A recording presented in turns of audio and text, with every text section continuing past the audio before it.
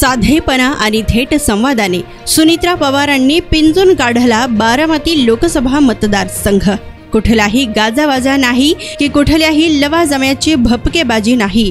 आपले पती अजित पवार यांनी आजवर केलेली ती कामे सुरू असताना लो प्रोफाईल राहून आपल्या पतीच्या कार्याला पूरक ठरणारी विविध संस्थांच्या माध्यमातून पत्नी म्हणून केलेली कामे याची माहिती गावोगावी पायपीट करीत लोकांमध्ये मिसळून त्या सांगत राहिल्या।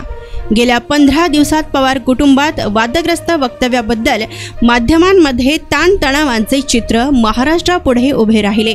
त्याकडे दुर्लक्ष करीत त्यांनी लोकांशी थेट संवादावर भर दिला। त्याचाच म्हणून की काय प्रत्यक्ष निवडणूक आणि उमेदवारीची रणधुमाळी सुरू होण्यापूर्वी आपल्या साध्या आणि सरळ शैलीने पहिल्या टप्प्यात सुनित्रा पवार यांनी बाजी मारल्याची चर्चा बारामती लोकसभा मतदारसंघात दिसून येते।